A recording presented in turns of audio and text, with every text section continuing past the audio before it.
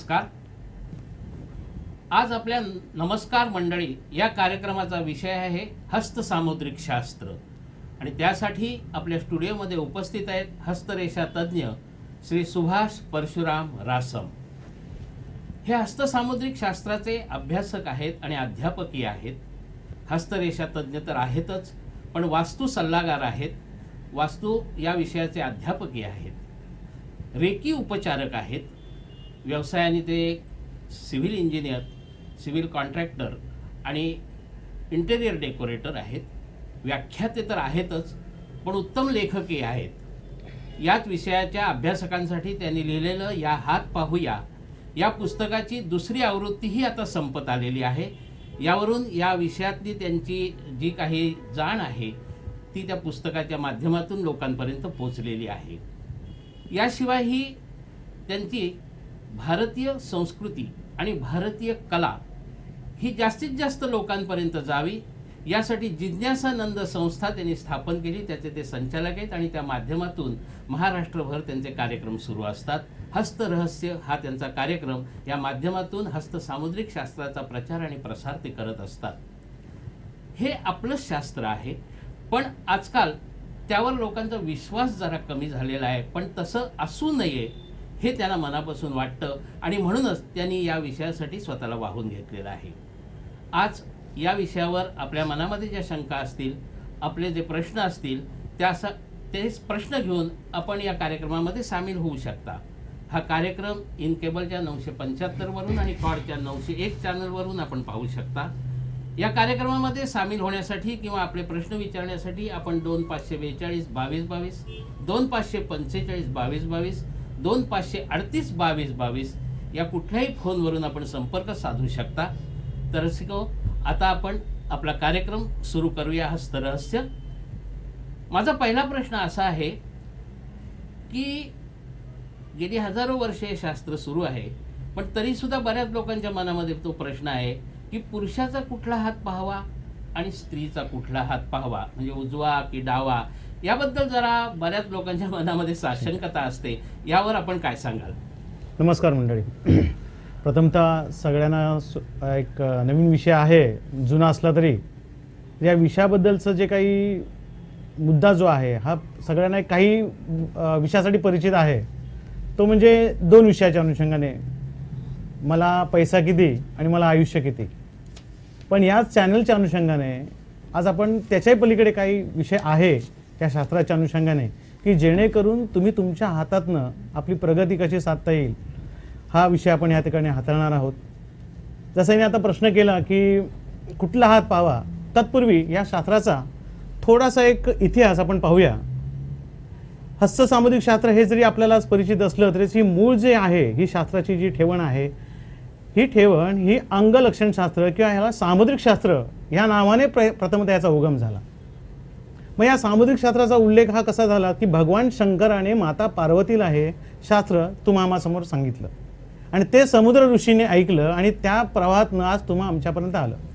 पण हे अंगलक्षणशास्त्रामध्ये नेमकं काय सांगायचं होतं की त्या माणसाचा चेहरा कसा आहे, त्याच्या भुवया कशा आहेत, त्याचं कपाळ कसं आहे, त्याचं ओठ कशा आहे, त्याचे विविध अवयव कसे आहेत, यावरनं भविष्यकथन करण्याची पद्धत रूढ झाली.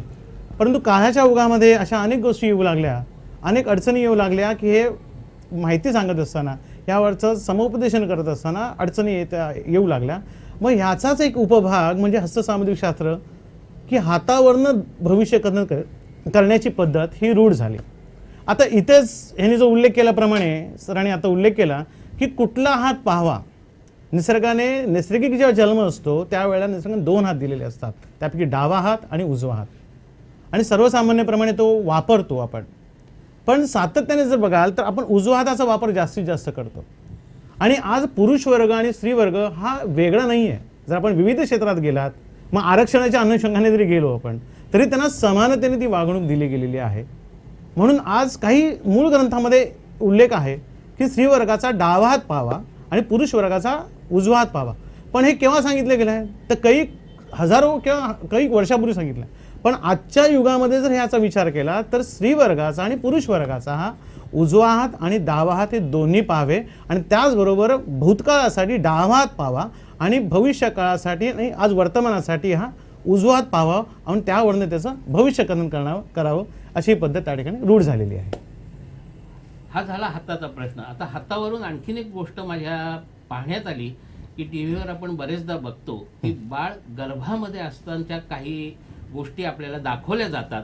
तर त्यावेळी असं लक्षात येतं की जे लहान बाळ गर्भात असतं त्याच्या मुठी ह्या अशा अंगठ्या आतमध्ये असलेल्या अवस्थेमध्ये असतात. तर ह्या आतमध्ये जे असतात आणि अर्थात जन्मानंतर त्याचा हात मोकळा होत असेल तर याला काही अर्थ आहे का हाताच्या दृष्टीने? नक्कीच. म्हणजे खूप एकदम तुम्ही मुळात म्हणजे डायरेक्ट विषयामध्ये हात घातला असं म्हणायला हरकत नाही. कारण जन्म ह्या विषयाचा जर विचार केला आपण तर ते बाळ गर्भावस्थेमध्ये असतं. जसजशी वाढ होत राहते आणि त्याप्रमाणे ते शरीर वाढत असतं. आपल्याला आश्चर्य वाटेल की आपल्याला कदाचित कल्पना असेल, कदाचित नसेल देखील, मानवाचा देह हा जो वाढतो ह्या सर्वात वाढ कुठे असते माहिती आहे आपल्याला? की बाळ जेव्हा गर्भावस्थेमध्ये असतं म्हणजे गर्भावस्थेमध्ये जी वाढ आहे जेवढी झपाट्याने होते तेवढी झपाट्याने जन्माला आल्यानंतर होत नाही.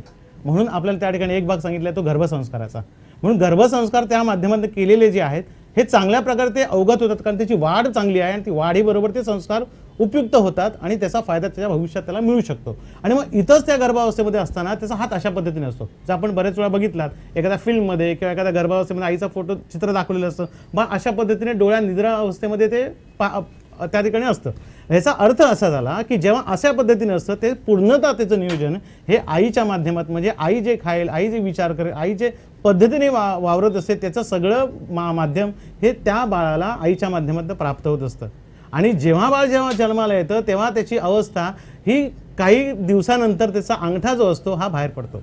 त्यामध्ये एक महत्त्वाचा भाग जर आपण बघितला तर काही गायनॉलॉजिस्टशी मी संपर्क केला. त्यांना विचारलं की बाबा नाळ कापताना रडतं किंवा केव्हा रडतं किंवा असा जेव्हा भाग येतो पण त्याच्या अगोदरची काही गोष्टी घडतात का याच्याबद्दल काय अवलोकन आपलं आहे का? तर या शास्त्राच्या अनुषंगाने अशा काही गोष्टी आपल्याला आपल्या माहितीसाठी असायला पाहिजेत. त्या अनुषंगाने हा विषय मांडतो की जेव्हा बाळ गर्भावस्थेमध्ये ते जन्माला येत असतं त्यावेळी ती नाळ कापली जाते किंबहुना रडलं जातं. त्या अगोदर जेव्हा ते आईच्या गर्भातनं बाहेर पडतं त्यावेळेला त्याच्या बोटांना एक जर्क मिळतो आणि तो जर्क ह्या अगराच्या भागात असतो. आणि अगराचं आणि आपल्या मेंदूशी खूप जवळचं नातं या ठिकाणी पहिली सिद्धता या ठिकाणी होते. म्हणजे माझ्या आईशी अस्तित्व वेगळं झालं या ठिकाणी आणि मी जन्माला आलो आहे म्हणजे जी एक संरक्षण त्या गर्भामध्ये होतं हे संरक्षण नाहीसं झालं आहे आणि मी काहीतरी वेगळं आलं. म्हणजे आपण सर्व हसतो त्या ठिकाणी आणि बाळ मात्र त्यावेळेला रडत असतं. आणि याच वेळेला हस्तसामुद्रिक शास्त्राचा नियम असा आहे की अंगठ्याला राजाचा गुणधर्म दिला आणि चारी बोटांना त्याचा प्रजेचा गुणधर्म दिलेला आहे. मग अंगठा जसा बाहेर येतो त्याप्रमाणे त्याची आयुष्यामध्ये जीवनामध्ये त्याची स्वतःशी अशी एक वेगळी छाप पडत असते आणि याच अंगठ्यामधनं त्याचं भविष्य कथन करण्याचा एक भाग पुढे येत गेला. तर ओघाने तो अंगठ्याचा विषय येईल त्यावेळेला आपण नक्कीच त्यावरती चर्चा करता येईल आपल्याला. आता तुम्ही सांगितलं की अंगठा बाहेर येणं म्हणजे हे स्वतःचं अस्तित्व त्यांनी जगाला दर्शवून दिलं. तर असं काही ठिकाणी पाहण्यात आलं की उदाहरणार्थ मतिमंद जी माणसं असतात, मुलं असतात, त्यांचा अंगठा बरेचदा मुठीत असतो, असा आतमध्ये असतो. ह्याचा काय अर्थ असू शकतो? नक्कीच. म्हणजे जसं आपण बाळाची वाढ होताना आपण पाहतो तेव्हा तो बाळ अंगठा आत असून नंतर हळूहळू बाहेर जातो. याही पुढे मी असं म्हणेन की ह्या शास्त्राने इतकं मानवाच्या देहाबद्दलचं म्हणजे हात अशा पद्धतीने बनवला आहे, जी शक्तीने बनवलेला आहे, आपली काळजी इतकी घेतलेली आहे की आपल्यामध्ये देहामध्ये होणाऱ्या ज्या काही घडामोडी आहेत त्या आपल्या हातावरून अगोदर उघडकीस येतात आणि त्याप्रमाणे ती गोष्ट पण मांडतो. मग जेव्हा हा अंगठा हळूहळू बाहेर येतो म्हणजे जगण्याच्या प्रवृत्तीला तो वाढत जातो. हे सर्वसाधारणपणे होत असतं पण काही वेळा हे होतच असं नाही आहे. मतिमंदांच्या आज जवळजवळ मी अनेक मुलांचे हात पाहिले आहेत, मग ते बाल्यावस्थेत असून द्यात किंवा एकदम वयोवृद्धामध्ये असून द्यात, की त्याच्यामध्ये अंगठ्याच्या ठेवणीच्या अनुषंगाने त्याच्या ज्या काही वापरामध्ये हात असतो हा सहज बाहेर येत नाही. आज आपण काही मुलं पाहिली, आपण काही मान्यवर पाहिले आपण, तर काही मुलं सहज अशा पद्धतीने अंगठा बाहेर काढतात, सहज अशा पद्धतीने हात बाहेर काढतात, सहज आपल्याला कळतं की अंगठा किती बाहेर आला पटकन. पण मतिमंदांच्या अनुषंगाने हे अंगठ्याचं हे कुठेतरी अशा पद्धतीने असतं आणि काही वेळा जर त्यांना काही गोष्टी मांडायच्या असतात त्या त्यांचे हात अशा विशिष्ट पद्धतीने होतात. म्हणजेच ह्याचा अर्थ असा झाला की अंगठ्याचा आणि मेंदूशी हा खूप जवळचा संबंध आहे बघा, आणि बोटांचाही त्याच्याशी खूप जवळचा संबंध आहे. मग ह्या अंगठ्याचं ठेवण जर अशी आतमध्येच राहिली तर त्यामुळे त्याच्या मेंदूकडे जाणारा जो रक्तप्रवाह आहे, ज्या काही मज्जातंतूशी संबंधित आहे, हे कुठेतरी अडचणीत दाखवत आहे आणि त्याची जी होणारी नैसर्गिक क्रिया आहे ही कुठेतरी सर्वसामान्य माणसापेक्षा वेगळी होते. आता एक उदाहरण द्यायचं झालं तर आपण जसजसं बाळ वाढत जातं, रांगत जातं त्याप्रमाणे त्याची ठेवण होते आणि काही वेळा असं होतं की तो अंगठा पटकन बाहेर येतो. अंगठा बाहेर येणे म्हणजे नेमकं काय, शास्त्रकलेच्या मागे नेमकं सांगायचं काय की अंगठा जेव्हा बाहेर पडतो त्यावेळेला त्याच्यामध्ये त्याची ग्रास्पिंग पॉवर जी आहे, अवलोकन करण्याची क्षमता ही प्रचंड अतिशय उत्तम प्रकारची असते. आता ही उत्तम प्रकार आपल्याला जर आज कळला, अंगठा एखाद्या लहान बाल्यावस्थेमध्ये अंगठा सरळ बाहेर येतो आहे, मग या ठिकाणी आपण पालक या नात्याने काय काळजी घेतली पाहिजे की त्याच्यासमोर आपण कुठल्या प्रकारच्या गोष्टी मांडायला पाहिजे, चांगल्या का वाईट, कारण काही द्याल तो ॲक्सेप्ट करणार आहे, अवलोकन करणार आहे. मग ह्याची काळजी घ्यावी की आपण त्या ठिकाणी त्याला जेवढ्या सकारात्मक गोष्टी आहेत, जेवढ्या चांगल्या गोष्टी आहेत, विचाराच्या अनुषंगाने, ज्ञानाच्या अनुषंगाने हे मांडायला सुरुवात करा. आपल्याला ती व्यक्ती, ते मूल चांगल्या प्रकारे ग्रास्पिंग केलेलं ती गोष्ट आढळून येईल. अजून एक त्यामध्ये एक गोष्ट येते, जसजसं मूल वाढत जातं त्या ठिकाणी एक गोष्ट पुढे येते की एखाद्याने एखादी वस्तू दिली, मग चॉकलेट असून देत, एखादं कुठला भाग असून देत, तर मूल पुढे हात पुढे करतं. पण हे हात पुढे करत असताना एक गोष्ट मात्र आवर्जून लक्षात येते, ते बाळ पटकन डाव हात पुढे करते. पालक खूप हुशार असतात, खूप ताकदीचे असतात, तोंडाने बोलण्याच्या ऐवजी पटकन त्या हातावरती हात मारतात, हे उजव्या हाताने घे. ह्या मुलाला काही कळतही नसतं उजवं काय आणि डावं काय, पण ही चूक ह्याच्या पुढे केव्हाही करू नका. जेव्हा जर ते बाळ डाव्या हाताने एखादी गोष्ट घेत असेल, अंगठा त्याचा सहज बाहेर असेल, तर लक्षात घ्यावं या ठिकाणी त्याचं गणित हा विषय. बघा मी काय सांगतोय, वय वर्ष काय आहे, तर शून्यापासून सुरुवात केलेली आहे, वय वर्ष 4 ते 5 पर्यंत ही गोष्ट घडत राहते. पण वय वर्ष शून्यामध्ये किंवा जसजसं त्याला कळायला लागतं आणि ते बाळ डावात पुढे करत असेल, तर त्या वेळेला त्याचं गणित हा विषय हा चांगला असतो. हा एक साधा आणि तर्क आहे. म्हणजेच काय की डावात पुढे करतं तेव्हा उजवी बाजू आपली ॲक्टिवेट होते, हाही त्यामधला कुठला तरी अर्थ आहे. आणि गणित हा विषय का, आज बरेच वेळेला माझी इतर ठिकाणी व्याख्यानं होतात, त्या काही शिक्षक वर्ग समोर असतो, काही मुख्याध्यापक वर्ग समोर असतो, तर मी सहज विचारतो की सर गणित हा विषय का शिकवतात शाळेमध्ये. पटकन त्यांच्या चेहऱ्यावरती प्रश्नचिन्ह येतं. मग एक उत्तर येतं सहज, जे सर्वसामान्य गृहीत आहे असं की आपल्याला व्यवहारासाठी आपल्याला गणित हा विषय गरजेचा. म्हटलं मग भाजी मार्केटमध्ये गेले तर एखादी बाई बसलेली असते, त्या ठिकाणी सहज लक्षात येतं अरे ही तर कुठली कॅल्सी करत नाही, पटकन घेते आणि आपला विषय मांडून मोकळी होते. मग इथं लक्षात घेतलं पाहिजे की गणित हा विषय एक भाग म्हणून की आकडेमोडीसाठी असला तरी गणित हा विषय सरकारने, कदाचित त्यांना कल्पना आहे हा विषय, पण सर्वसामान्यांसमोर तो येत नाही. गणित हा विषय आपल्या आयुष्यातलं नियोजन कसं असावं यासाठी गणित हा विषय आपल्याला शिकवला गेला, म्हणजे तो अभ्यासक्रमामध्ये दिला गेलेला आहे. जर गणिताची एक पायरी कट झाली, कमी झाली, तर आपल्याला त्याचा मार्क कमी होतो. आपण म्हणतो ना आयुष्याचं गणित बिघडलं. मग ह्याच पद्धतीने जर तो अंगठा यशस्वीरित्या डाव्यातने पुढे येत असेल तर त्याला होऊ द्यावं, करू द्यावं. त्या गोष्टी वेळेला त्याला स्वीकारल्यानंतर आपण हळूच नंतर सांगू शकतो, काल त्या काकाने तुला जी वस्तू दिली ती डाव्या हाताने स्वीकारली, मात्र उद्या काळजी घे की ती उजव्या हाताने स्वीकार. नक्कीच ते मुलं ॲक्सेप्ट करेल. पण हाताला जेवढा फटका माराल तर त्याच्या मनामध्ये काहीतरी वेगळी क्रिया निर्माण होईल आणि तो कुठला तरी भाग हाताच्या माध्यमातून कुठेतरी तुमच्याबद्दलची जी काही विचारसरणी आहे, जे सर्वसामान्य हाताची वाढ आहे, सर्वसामान्य बुद्धीची वाढ आहे, याला कुठेतरी खीळ बसायची शक्यता मात्र नाकारता येऊ शकत नाही. आता एक थोडासा वेगळा प्रश्न माझ्या मनामध्ये आला, तो म्हणजे असा की माणसाचा पूर्वज म्हणजे माकड. माकडालाही हात आहेत आपल्यासारखे, माणसासारखे, त्यालाही बोटं आहेत, अंगठा आहे, सगळं आहे. तर त्याचं भविष्य आपल्याला त्याच्या हातावरून सांगता येत नाही असं मी ऐकलंय. तर असं का व्हावं? नक्कीच नक्कीच. म्हणजे आपण माकड हा आपला पूर्वज म्हटला गेलेला आहे, कारण ह्या विषयाचा अभ्यास करताना हाही मनात विचार आला की जर मानव आहे तर माकडी आहे, आणि माकडात अजूनही हयात आहेत की सहज आपल्याला पाहायला मिळतात वगैरे. म्हणजे हस्तसामुद्रिक शास्त्रामध्ये मर्कट रेषा एक उल्लेख केलेला आहे. म्हणजे मर्कट रेषा असा त्याचा एक भाग आपण माझ्या पुस्तकात देखील मी तो उल्लेख केलेला आहे. मर्कट रेषा म्हणजे माकडाच्या हातावर असलेली रेषा, असं त्याचा एक मथित अर्थ आपण म्हणू. मग माकड आणि मानव ह्याच्यामध्ये काय फरक आहे का? मानवात उत्क्रांती झाली, माकडात उत्क्रांती नाही झाली आहे. आपण पटकन माकडासारखा काय उड्या मारतोस रे, का माकडासारखी काय वळवळ चळवळ चालू, असं काहीतरी आपण एक त्याला बोलून पटकन मोकळं होऊन जातो. पण इथं जर आपण लक्षात घेतलं आणि आत्ताचाच मी भाग उल्लेख केला अंगठ्याच्या अनुषंगाने, तर सहज आपल्याला लक्षात येईल की मानव जो अंगठा वापरतो तसा अंगठा माकडाला देखील आहे, परंतु माकड आपला अंगठा आपल्या जी काही गोष्टी खातो, पितो, वावरतो त्यामध्ये तो अंगठा अजिबात वापरत नाही. आणि या विषयाच्याच अनुषंगाने माकडात आणि मानवामध्ये जे फरक आहेत, कारण माकडाचा राजेपण नाही आहे, जे एखाद्या व्यक्तीमध्ये जर मानवामध्ये अंगठ्याचा वापर तो सहजपणे आणि योग्य पद्धतीने करतो आणि त्याप्रमाणे त्याचं आयुष्य चांगल्या प्रकारे तो जगत असतो. पण माकड मात्र तसं नाही. तो माकड अंगठा, जरी आपण विचार केला की केळं सोलायचं तर मानव अंगठाही वापरतो, पण केळं सोलायचं असेल तर माकड जो आहे हा अंगठा अजिबात वापरत नाही. आणि मग ह्याच भागातनं जे त्याचं नैसर्गिक जे भाग म्हणू की मेंदूशी जे नातं आहे आणि ज्याला आपण अंगठ्याला राजत्व, तो राजाचा एक गुणधर्म म्हणून दिला गेलेला आहे. कारण कसं आहे की बोटं ही अँटीन आहेत आणि अंगठा त्याचा मेन टेलिकास्ट सेंटर आहे. मग जी प्रजा आणि राजाचा जे कनेक्टिव्हिटी आहे ही माकडाला कुठेतरी दिली गेली नाही आहे. आणि जर माकडाचा जर हात बघितला आणि मानवाचा हात बघितला तर माकडामध्ये हातावरची आपल्या जसं 1, 2, 3 आणि 4 अशा मोजक्या रेषा आहेत, तर माकडामध्ये ही एक अशी गेलेली रेषा जी आहे ही फक्त मध्ये एक आडवी रेषा गेल्या आहेत. म्हणजे या 2 रेषा एकत्रित झालेल्या आहेत. म्हणून जर एखाद्या मानवाच्या हातावरती जर अशी दोन्ही एकत्र रेषा आली तर त्याला मरकट रेषा असं म्हटलं जातं. म्हणूनच का होईना की ह्याच रेषेवरनं त्या माकडाची उत्क्रांती झाली नाही आहे आणि त्या ठिकाणी मानव हा मात्र प्रगत झाला आहे. का तर त्याच्या 5ही बोटाचा वापर हाच व्यवहारामध्ये चांगल्या पद्धतीने करताना आपल्याला आढळतो. आतापर्यंत तुम्ही अंगठ्याचं खूपच महत्त्व आपल्या हातामध्ये आहे असं सांगितलं, तर केवळ अंगठ्यावरून काही सांगता येतं का? नक्कीच की. आता एक साधा भाग जर आपण म्हटला, कारण विषयाचा आवाका खूप मोठा आहे आणि वेळेचं भान आपल्या लक्षात घेतलं तर आपण आज म्हटलं की आज शॉर्टबट स्वीट काय आहे या शास्त्राच्या अनुषंगाने, कशा वगैरे पाहता येईल, कुठल्या गोष्टी रेफर करता येईल आणि अंगठ्यावरनं काय नेमकं पाहता येईल.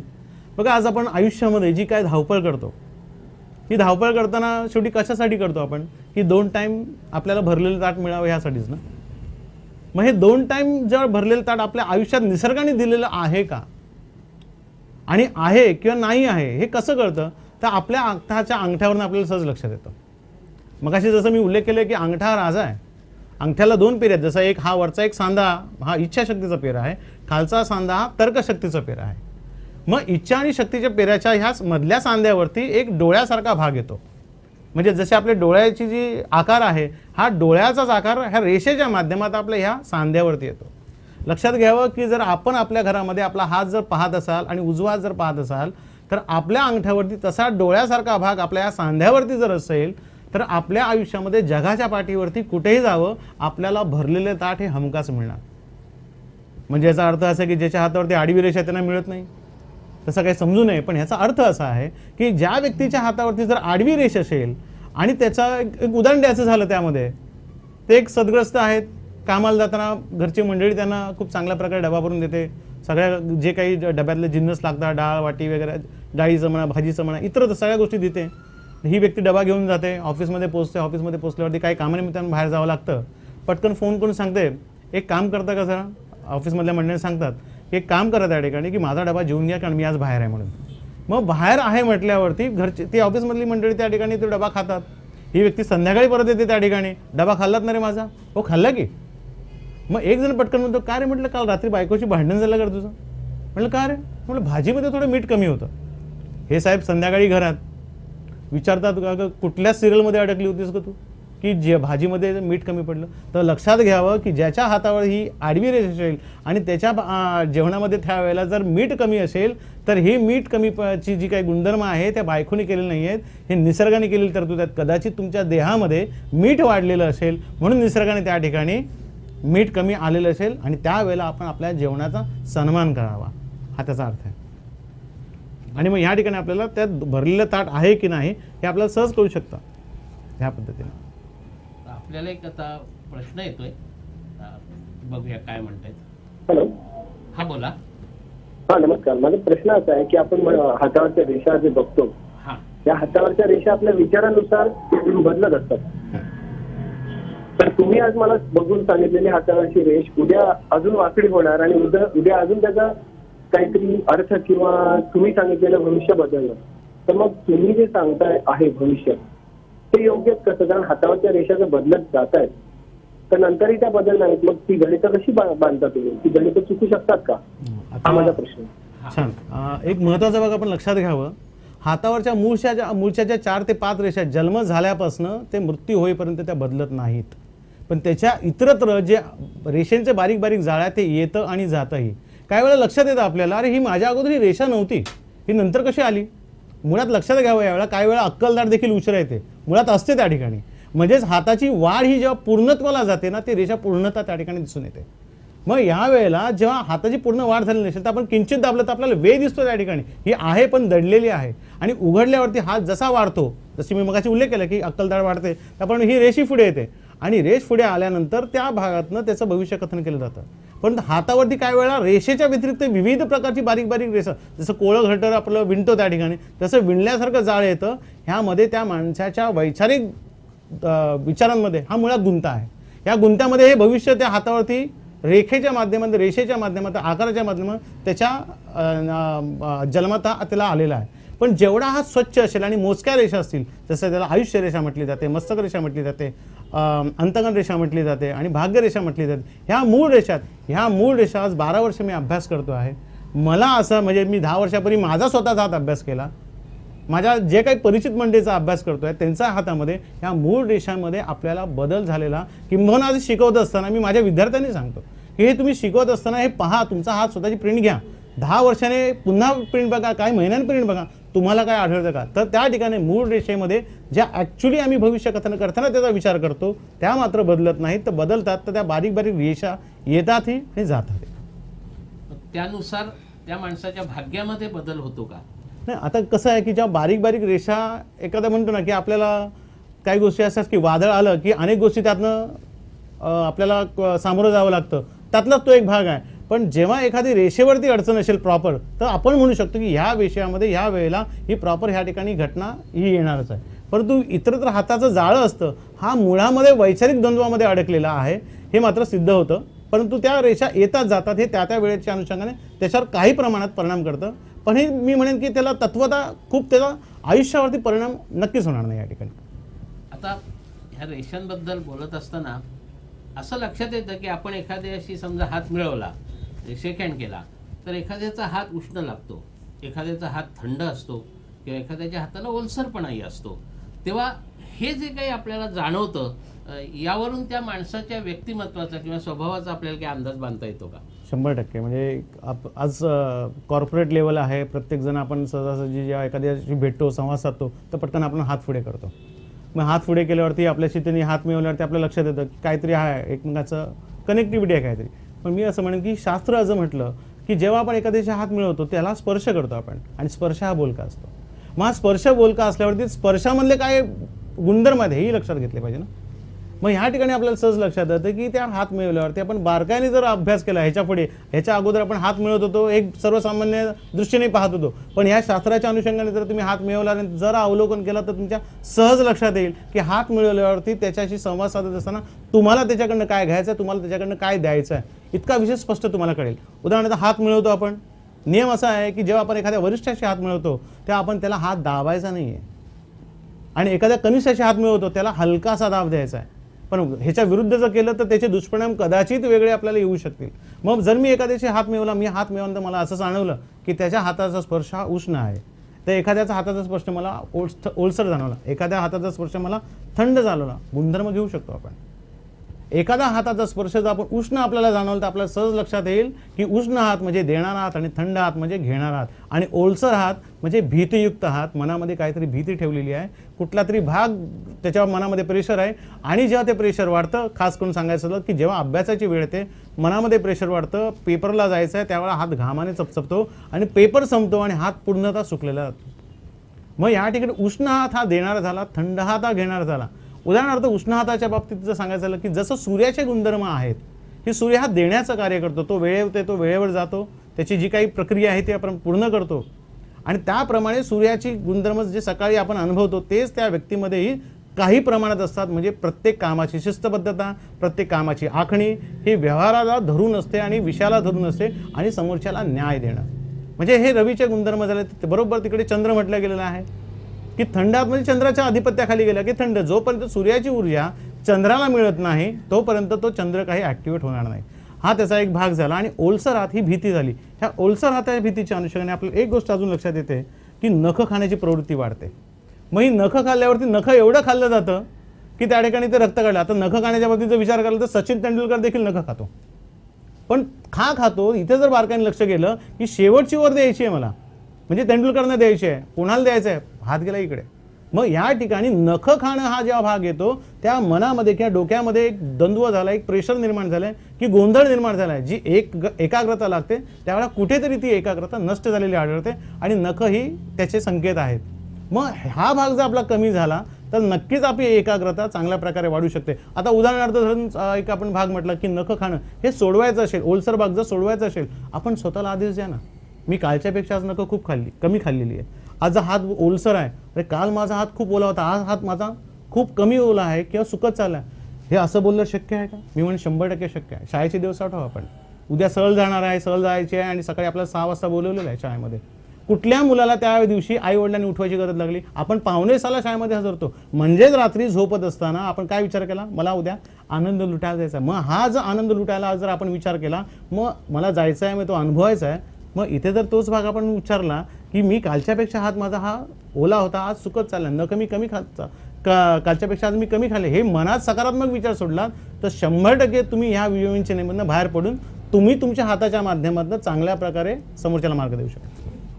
आता सध्या राजकारणाचे दिवस आहेत, निवडणुका येणारच आहेत, तर आपल्याला असं दिसतं की काही लोक बोलताना अशा पद्धतीने हात करतात, अशा पद्धतीने लोकांशी बोलतात, पण काही लोक मात्र अशी बोटं बरीच त्यांची विखुरलेली दिसतात. तर यातून आपल्याला काही त्या माणसाचं स्वभाव दर्शन घडू शकतं का? नक्कीच म्हणजे माझ्या आवडीचा विषय आहे, कारण राजकारण आणि सर्वसाधारण जे आपण एका व्यक्तीशी जेव्हा संपर्क येतो, कारण मी हा अभ्यास करताना मी माणसाचा चेहरा पाहायला बघत नाही की तो हात कसा वापरतोय, त्या हाताचे गुणधर्म तो कसे रेफर करतोय, की त्या हातामध्ये फटी कशा ठेवतोय.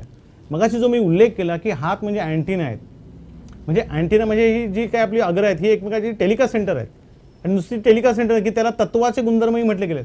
बघा, एक सर्वसाधारण जर विचार केला आपण की आपण शाळेमध्ये असताना पण पटकन सांगतो की जाऊन येतो म्हणून, मला सांगा कुठल्याच धड्यामध्ये हा भाग आहे की ह्या माध्यमामध्ये सांगतो की मी लघुशंकेला जातो आहे म्हणून? किंवा एखाद्या शिक्षक आपल्या गायन वगैरे शिकवत असतो त्यावेळेला आपण असं बघतो का की तो मास्तर सांगतोय विद्यार्थ्यांना हे अशा पद्धतीने गाणं म्हणायला सुरुवात करा? नाही, हे आपसूक होतं. काही वेळा आपल्याला आळस येतो, आपण अशा डिस्का देतो. आपण हे कसं काय आलं, हे कुठून आलं? तर हे सगळं ह्या शास्त्रामधून आलं. कारण ह्या 5 बोटांचा जर आपण उल्लेख केला, ही नुसती 5 बोटं नाही, ही 5 तत्व म्हणून आपण रेफर करतो याला. बघा, निसर्गाने जे निसर्ग आहे, जी 5 तत्व आहे त्याप्रमाणे आपला हातही आहे.